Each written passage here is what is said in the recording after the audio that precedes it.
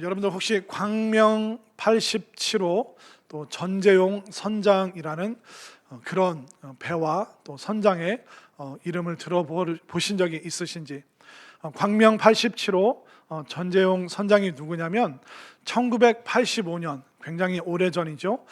그때 이 전재용 선장이 그 참치잡이 그 어선을 타고 1년 동안 이제 참치를 잡고 이제 남중국해, 이제 중국 아래쪽 바다를 통해서 이제 부산항으로 귀향을 하고 있었는데, 그때 그 바다에서 어떤 난파선을 보게 됩니다.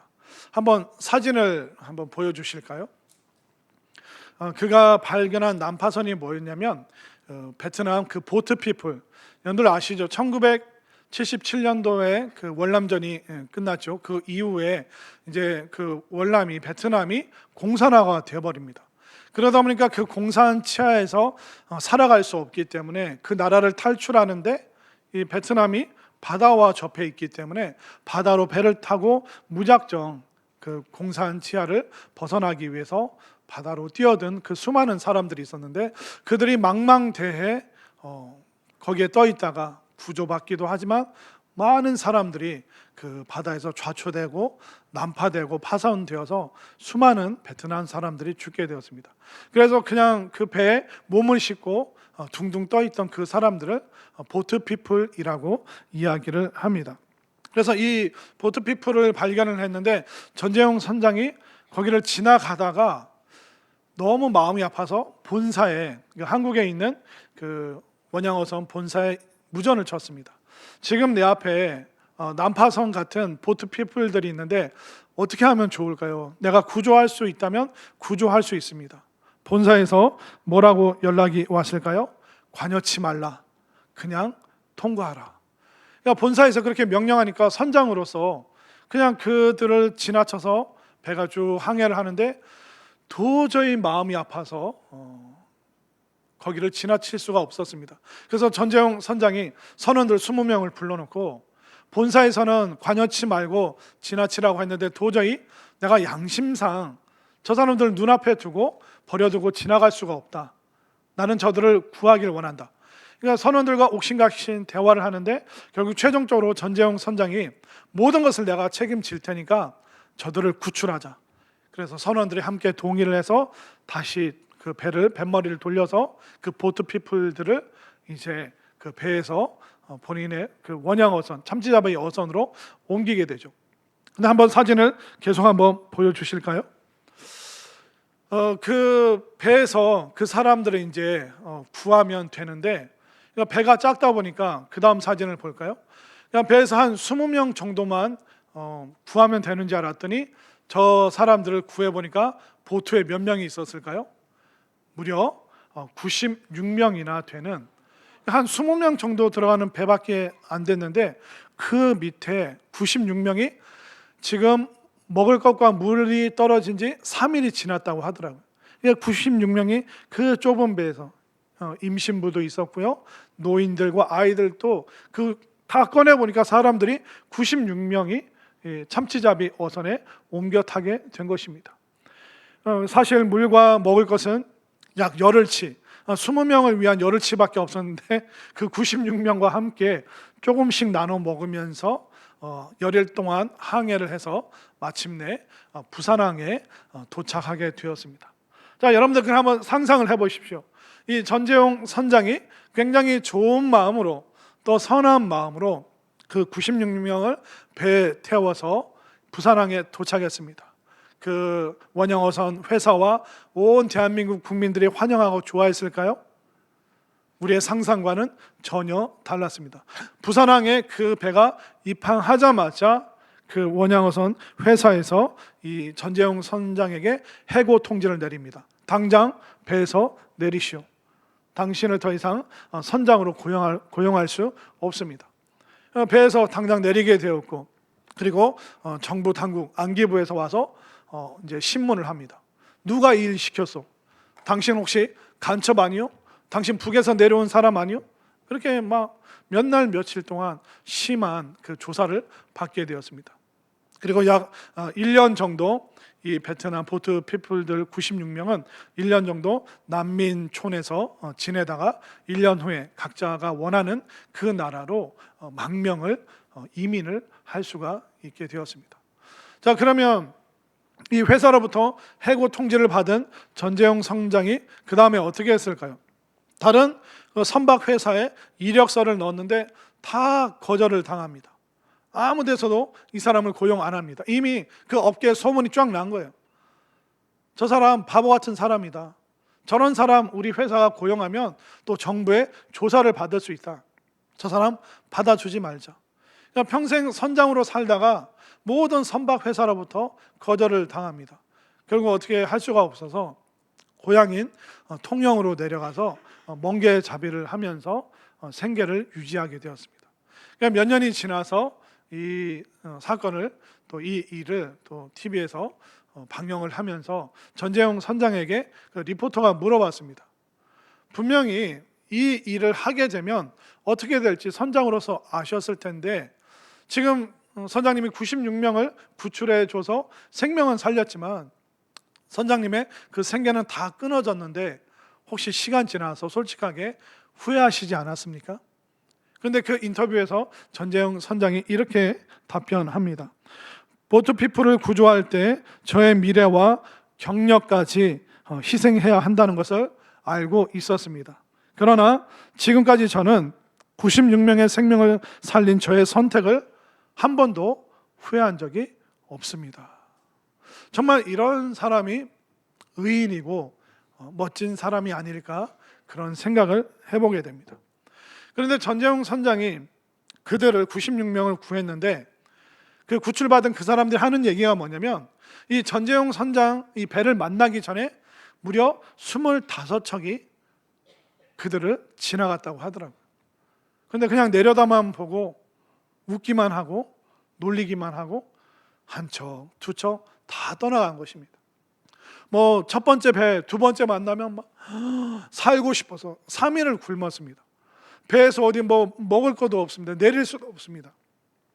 배를 만날 때마다 살려달라고 구조 요청을 했지만 5번, 10번 그 배가 한 대 한 대 지나갈 때마다 그들은 좌절하고 희망이 끊겼습니다. 25번이나 거절당했으면 더 이상 소망이 없겠죠. 그러나 26번째 광명 87호 거기서는 구조에 손을 내밀어서 이 난파선에 있는 사람들을 다 안전한 곳으로 옮겨 주었습니다.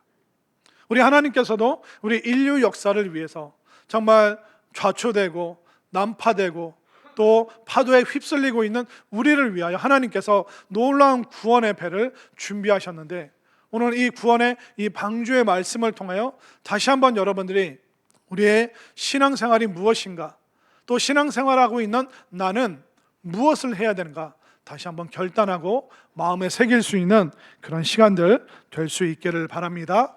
자, 오늘 본문 말씀을 보면 이 방주 만드는 일을 하게 되는데 이 방주가 어떤 것인가 또 노아는 왜 그 세계에서 유일하게 그 혼자만 방주를 지었는가 만들었는가 이걸 우리가 생각을 해봐야 됩니다.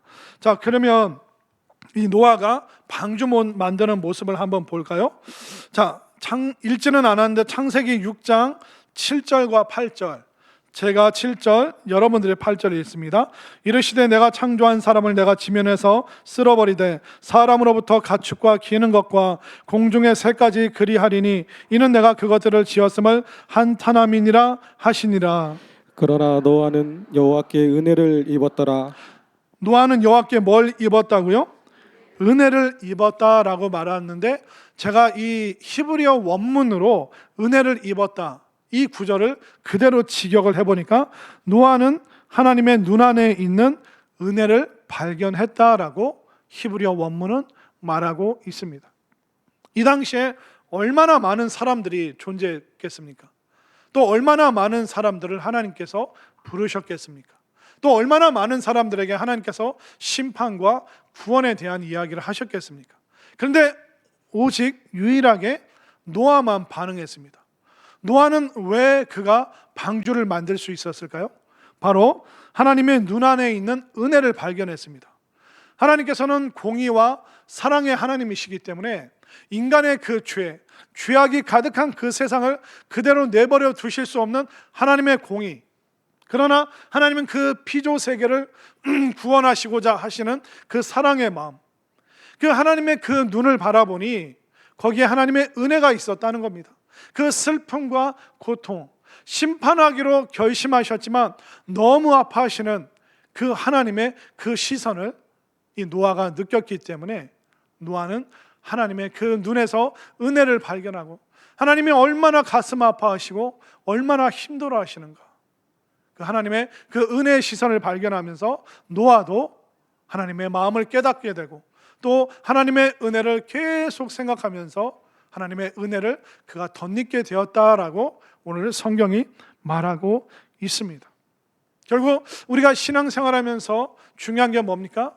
하나님 눈 안에 있는 그 하나님의 은혜를, 하나님의 그 슬픔과 우리를 향하신 그 사랑의 마음을 여러분들이 발견할 수 있게 되기를 바랍니다. 이 하나님의 그 은혜를 발견하고 이 은혜로 이 노아는 이제 나머지 생애를 살아가고, 사람들이 손가락질하고 비방하는 거 견딜 수 있었던 힘이 뭘까요? 하나님의 은혜를 그가 덧입었기 때문에.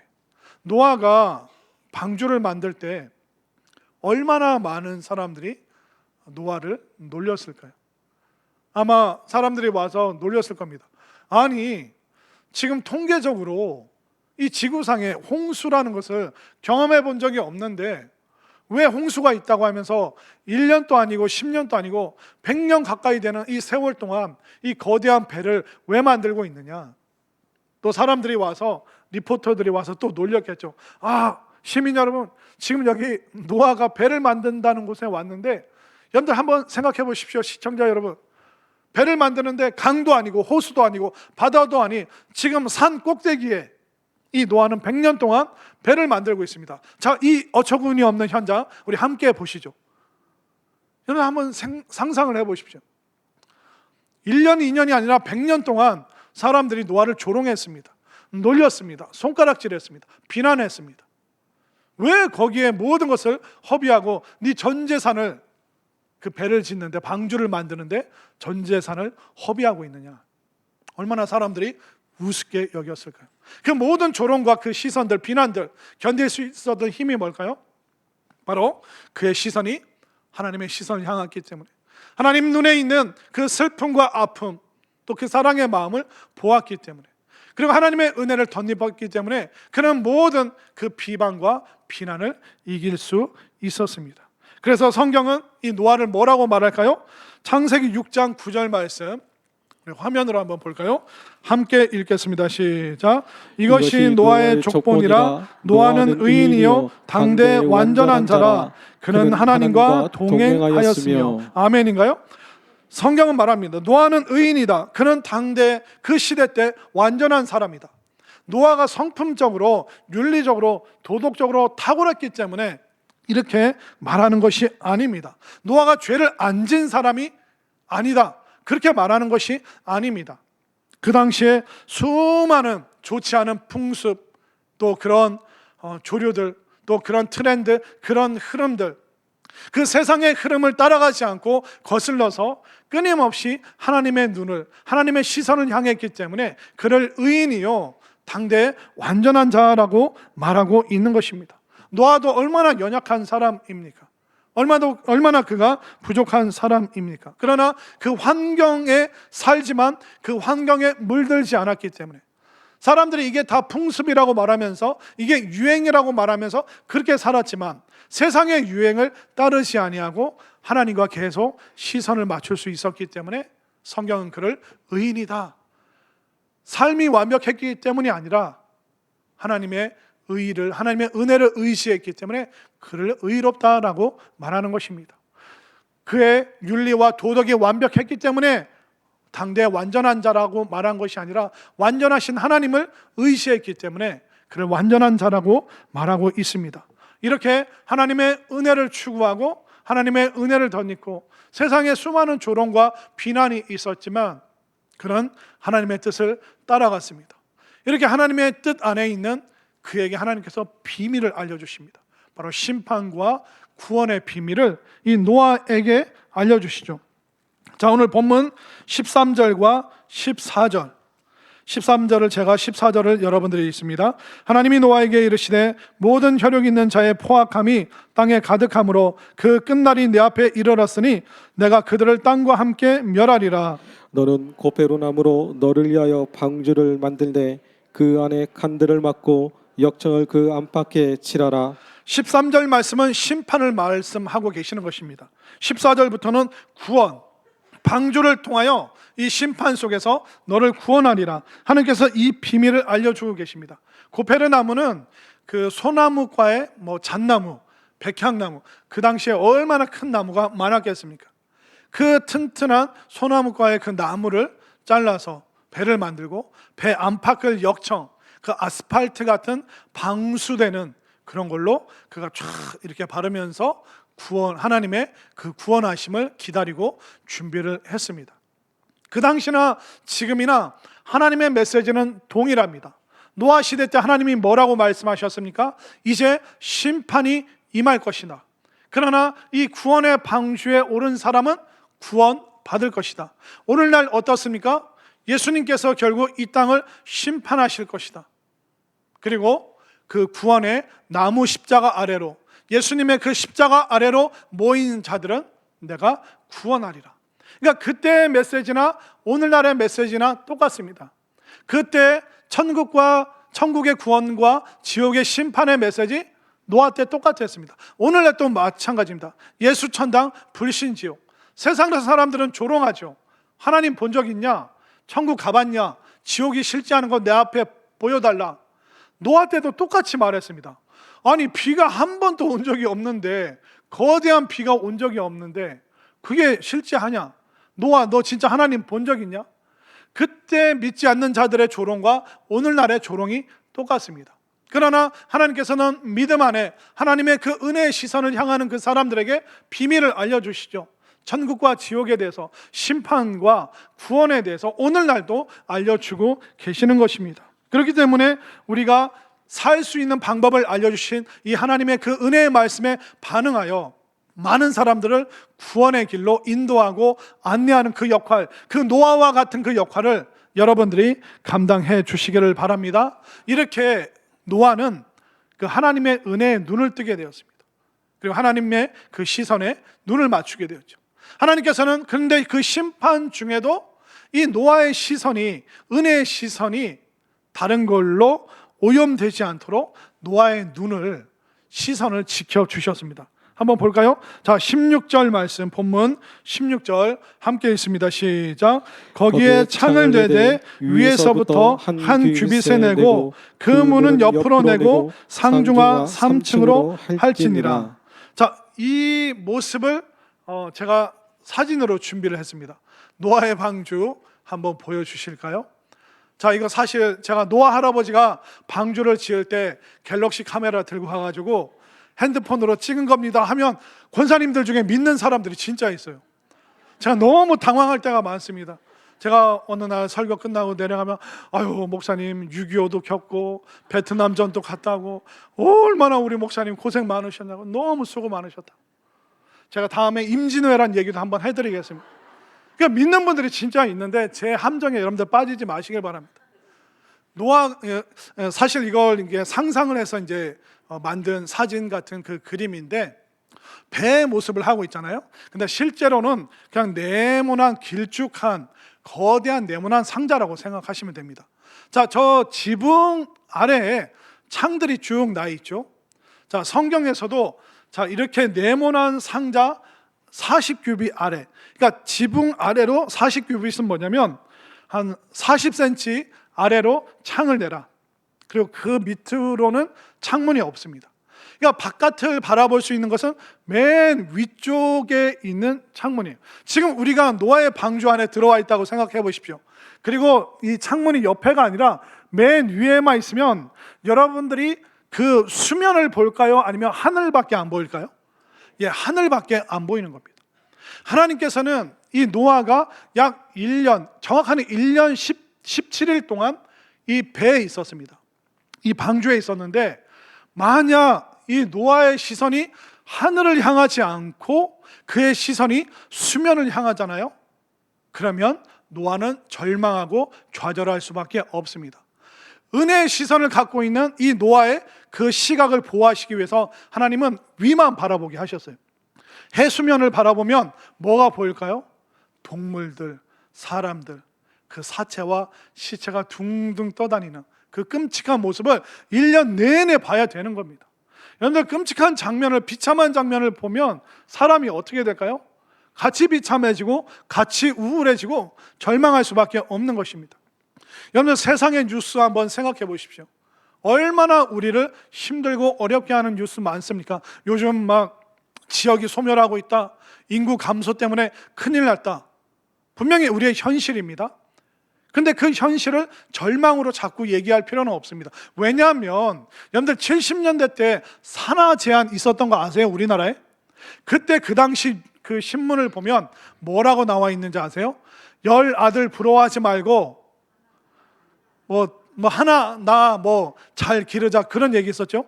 그래서 지금 한 60대 안팎으로 하나만 낳으신 그런 세대들이 실제로 있습니다. 근데 그 당시에 뉴스가 뭐였냐면, 이 자꾸 애를 낳으면 큰일 난다, 인구가 늘어나면 전 세계 인구도 늘어나면서 식량 고갈로 인해서 계산을 해보니 20년 후면 지구가 멸망한다.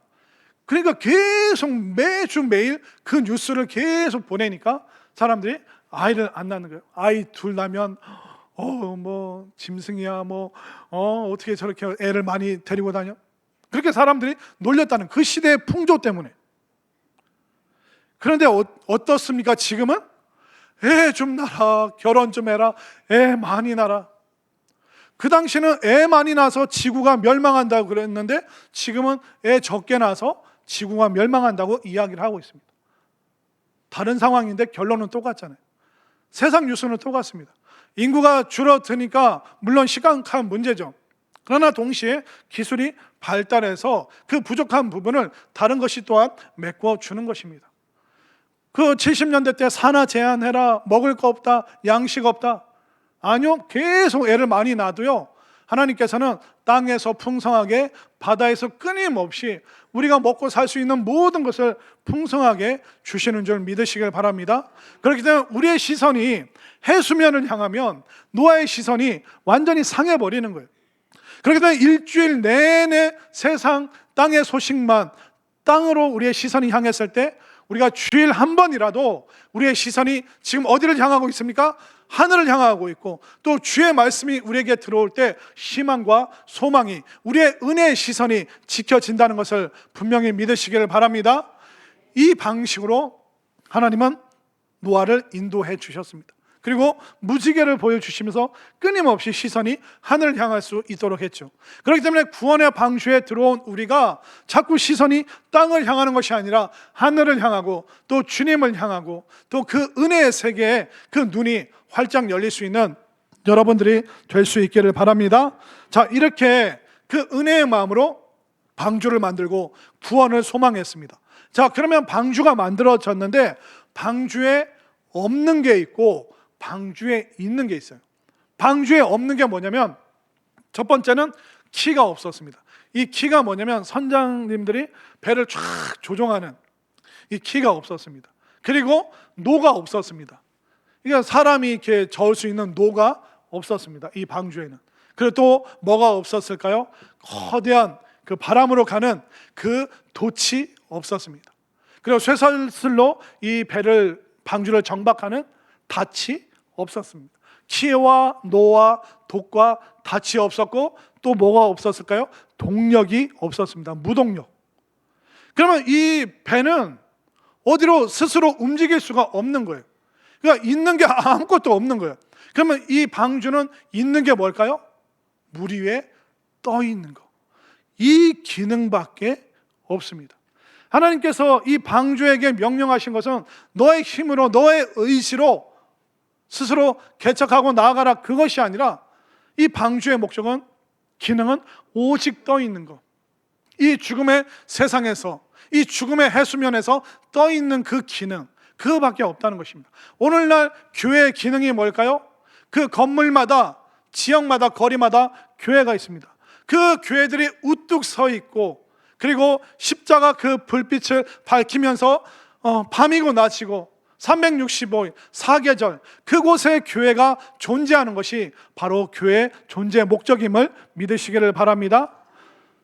이 노아의 가족들은 다 함께 하나님께서 명령하신 떠 있는 기능밖에 못하는 이 방주에 들어가 있었습니다. 한번 볼까요? 자, 18절 말씀 함께 있습니다. 시작. 그러나 너와는 내가 내 언약을 세우리니 너는 내 아들들과 내 아내와 내 며느리들과 함께 그 방주로 들어가고 이 말씀이 뭘까요? 방주에 들어가 머물러라. 너 혼자만, 너 아내만 데리고 가지 말고 온 가족들을 다 데리고 들어가라.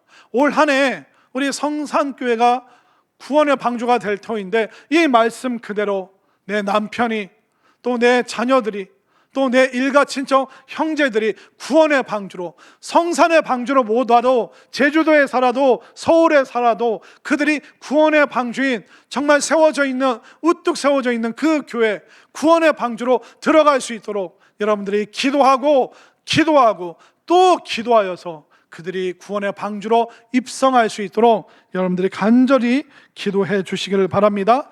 그렇기 때문에 우리가 해야 되는 게 뭐예요? 구원의 방주로 들어가야 되는구나. 방주는 떠 있는 기능처럼 교회가 세워진 이유는 내가 그 구원의 방주에 들어가 예배의 자리, 기도의 자리, 은혜의 자리 그곳에 머물러 있고 그것을 지키는 것 이것이 나의 본분이다. 이 확신이 여러분들 마음속에 있게 되기를 바랍니다. 자, 그러면 이렇게 방주에 들어갔습니다. 근데 방주의 삶이 편리할까요? 불편할까요? 너무너무 불편하죠. 이 방주는요 유람선이 아닙니다. 아까 배 모양 보여드렸는데 배 모양이 아니래요. 그냥 네모난 거대한 상자일 뿐입니다. 이 방주를 히브리어로 뭐라고 할까요? 테바라고 합니다. 우리가 네팔에 3년 전에 세웠던 그 고아원 이름이 테바 하우스죠. 그러니까 방주라는 뜻입니다. 그런데 이 테바라는 단어가 구약 성경에 2번 등장합니다. 자, 창세기 6장 7장에 나오는 이 노아의 방주 때 이 방주를 테바라고 부르고요. 또 출애굽기에서 모세 엄마가 모세를 갈대 상자에 넣었죠. 그리고 나일강에 띄웠죠. 그 상자를 테바라고 합니다. 그렇기 때문에 이 방주는 초대형 테바죠. 그리고 갈대 상자는 뭘까요? 초소형 테바입니다. 이처럼 거대한 상자 아니면 작은 상자, 배 모양의 네모난 것을 성경은 테바라고 얘기하는데 이 테바라는 단어가 오늘날 현대 히브리어로 뭐라고 얘기하면 금고라는 뜻도 있습니다. 그런데 금고가 동그랗게 생겼습니까? 네모나게 생겼습니까? 네모나게 쭉 직사각형 아니면 정사각형 그런 모양으로 금고가 그렇게 만들어져 있죠. 그렇기 때문에 노아의 방주 그리고 모세의 갈대 상자뿐만 아니라 금고도 또 히브리어로 테바라고 부르고 있습니다. 금고에는 뭘 넣습니까? 귀중품, 소중한 거 그걸 우리가 안전하게 지키기 위해서 금고에 딱 넣죠. 하나님께서 노아와 그 가족들을 그 생명체들을 방주에 넣었는데 하나님께서는 가장 소중한 보물 구원받은 그 사람들을 지키시기 위해서 테바라는 금고에 하나님께서 안전하게 넣어주셨음을 믿으시길 바랍니다. 그렇기 때문에 이 방주는 불편한 곳입니다. 그러나 그 세상 어느 곳보다 가장 안전한 것이 금고와 같은 이 방주라는 것이죠. 자, 그러면 이게 금고라는 그 의미를 한번 찾아볼까요? 자, 창세기 7장 15절 16절. 자, 창세기 7장 15절을 제가 16절을 여러분들이 읽겠습니다. 무릇 생명의 기운이 있는 육체가 둘씩 노아에게 나와 방주로 들어갔으니 들어간 것들은 모든 것에 암소라 하나님이 그에게 명하신 대로 들어가매 여호와께서 그를 들여보내고 문을 닫으시니라. 자, 문을 노아가 닫았습니까? 여호와 하나님이 닫으셨습니까? 여호와께서 그를 들여보내고 문을 닫으시니라. 여러분들 금고문 아무나 닫습니까? 아니면 주인만 닫을 수 있습니까? 금고 주인만 닫을 수 있죠. 방주의 문을 노아가 스스로 닫은 게 아니에요. 하나님께서 가장 소중한 구원받은 사람들을 방주로 다 밀어 넣으시고 그 다음에 금고 문을 닫듯이 하나님께서 친히 주인 되어 주셔서 그 금고의 문을, 방주의 문을 딱 닫으셨음을 믿으시기를 바랍니다. 지금 여러분들은 어디에 들어와 계십니까? 하나님의 구원의 방주인 이 교회에 들어왔습니다. 하나님께서는 여러분들이 가장 소중하기 때문에 구원의 가장 안전한 장소인 이 교회로 여러분들을 들여보내시고 하나님께서 예배 끝날 때까지 못 가게 문을 꽉 닫으셨습니다. 믿으시기 바랍니다. 그런데 아까 말씀드렸죠. 방주에서의 삶이 편리했을까요? 불편했을까요? 불편하죠. 왜냐하면 어디 나가서 뭐 돌아다닐 때도 없고 뭐 사 먹을 때도 없고 너무 불편합니다. 그리고 거기 야생 짐승들이 있잖아요. 물론 거기서 1년 동안 동면하는 그런 동물들도 있었겠지만 먹이도 줘야 되죠. 또 얘네 동물들이 먹으면 뭐 합니까? 아침마다 이게 산책시켜서 막 배변 활동도 해야 돼요. 그럼 그또 막 가족들이 다 치워야 됩니다. 그거 얼마나 불편할 거예요. 여러분들 배 타보셨어요? 배가 촥 갈까요? 아니면 이렇게 갈까요? 와, 저 배멀미 해봤는데 돌아가시는 줄 알았습니다. 하나님 살려주세요. 하나님 잘못했습니다. 배에서 여러분들 1년 17일 동안 그 배에 잔잔한 배가 아닙니다. 풍랑 속에서 얼마나 힘들고 물론 적응은 됐겠지만 얼마나 힘들었을까요? 마찬가지로 우리가 이 구원의 금고, 구원의 방주로 들어왔는데 교회 생활하다 보면 불편할 때가 참 많습니다. 제가 작은 교회 목사님들 만나잖아요. 그럼 그분들이 막 하소연합니다. 목사님, 우리 교회 이렇게 평수 작은데 좀 넓은 평수로 계약을 했어야 되는데 우리 교회 저 건물 밑에 뭐 주차할 수 있는 자리가 한 2자리만 있어도 하나는 내 차, 하나는 새 가족 차, 이렇게 좀 주차 자리만 있어도 그냥 작은 교회는 공간이 없어서 애가 탑니다. 불편하기 때문에. 그러면 1000명, 10,000명 모이는 큰 교회 목사님들 만나잖아요. 편리한 줄 아세요? 아닙니다. 큰 교회 목사님들 만나도 뭐라고 하는지 아세요? 주차장 부지를 더 확보했어야 되는데 그때 기회가 있을 때 샀어야 돼. 지금 교육부서 애들이 너무 많아서 이게 칸막이를 이렇게 나눴는데 저기도 터서 저기도 그냥 다 교육시설로 만들어. 지금 너무 공간이 없어서 우리가 어떻게 할 수가 없다. 여러분 작은 교회 목사님들도 그 삶이 불편하다고 말씀하십니다. 큰 교회 목사님들도 나름 또 불편하고 어려운 부분들도 있습니다. 우리도 어떻습니까? 교육부서 만나고 또 사람들 만나면 요게 조금 더 있으면 요거만 좀 더 확보가 되면 그런 얘기도 참 많이 하십니다. 불편함이 있죠. 신앙생활 하다 보면. 그런데 여러분들이 신앙생활 할 때 간혹 그런 분들이 있어요. 교회에서 예배드리라, 기도해라, 헌금에 좀 열심을 내고 하나님 앞에 정성을 좀 드리고 봉사 좀 하십시오. 그러면 어떤 사람들은 목사님 교회가 나를 가두는 것 같아요. 답답해요. 강요하지 마세요. 여러분들 교회가 여러분들을 가둔다고 생각하십니까? 아니면 여러분들을 지금 여러분들의 믿음과 신앙을 보호한다고 생각하십니까? 답변 제대로 하셔야 돼요. 교회가 여러분들을 가두고 있습니까? 아니면 여러분들을 보호하고 있습니까? 여러분들의 믿음과 신앙과 영혼을 보호하고 있는지 믿으시길 바랍니다.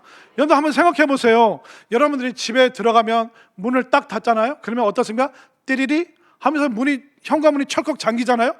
집이 지금 여러분들을 가둬버린 겁니까? 집이 여러분들을 보호하고 있는 겁니까? 집이 여러분들을 가두고 있다고 하면 그 집이랑 내 집 좀 바꿨으면 좋겠네요.